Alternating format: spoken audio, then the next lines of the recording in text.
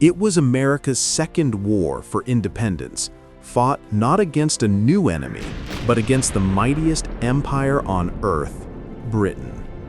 Nicknamed the Forgotten War, the conflict of 1812 brought humiliating defeats, legendary victories, and shaped the nation in ways still felt today. The roots of war lay in trade and pride. Britain, locked in a struggle with Napoleon's France, had issued harsh restrictions on American shipping. U.S. sailors were stopped, kidnapped, and forced to serve in the Royal Navy. France wasn't innocent either. They were seizing American ships for their own war effort. Washington tried diplomacy, embargoes, and clever trade laws, hoping one European power would ease up to gain America's favor. France promised first, but it was a trap. Napoleon had no intention of keeping his word. By the time Britain realized what happened, relations had soured beyond repair. President James Madison finally stood before Congress in June 1812. "No nation can endure these insults," he argued. On June 18th, America declared war. Ironically, just 2 days earlier, Britain had revoked the very trade laws that angered Washington. But news traveled too slowly across the Atlantic. The vote was razor thin, the closest in U.S. history. Republicans cheered the fight as a defense of liberty. Federalists opposed it, warning it would ruin the nation.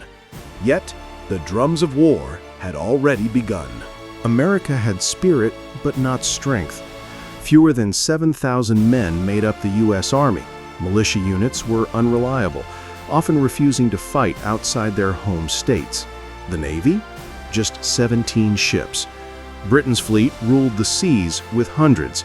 To make matters worse, the U.S. government was broke. Tax increases came late, and the National Bank had been dissolved. Still, Jefferson had once insisted that conquering Canada would be a mere matter of marching.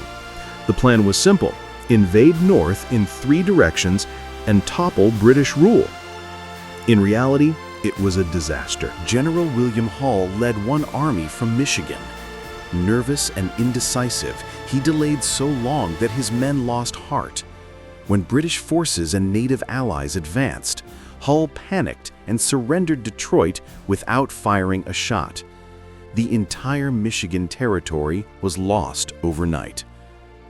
In New York, General Van Rensselaer crossed the Niagara River and briefly gained ground at Queenston Heights.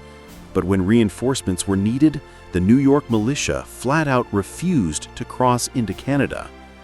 Outnumbered, the Americans were forced back with heavy losses. Meanwhile, General Dearborn marched toward Montreal, only to have thousands of militiamen desert at the border. His campaign fizzled before it truly began.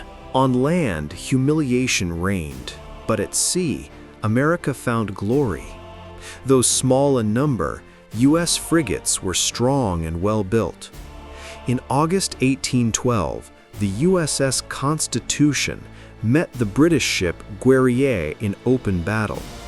Cannonballs bounced harmlessly off the Constitution's thick hull, earning her the nickname Old Ironsides.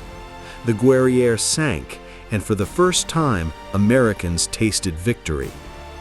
Privateers also struck blows, capturing hundreds of British merchant vessels.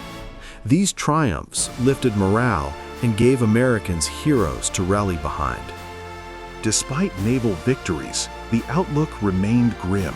America had lost Michigan, failed to conquer Canada, and faced the world's strongest empire with almost no money, men, or ships. Yet Madison's re-election proved that Americans weren't ready to give up. This forgotten war of 1812 was messy, divisive, and full of blunders, but it tested the young nation's resolve. And in time, it would forge legends, reshape borders, and remind Britain and the world that the United States was here to stay. So, what do you think? Was the War of 1812 truly America's forgotten war? Or was it the moment the young nation proved it could stand tall against an empire? Tell me in the comments, and don't forget to like, share, and subscribe to Rookie Fact Finder for more untold stories from history.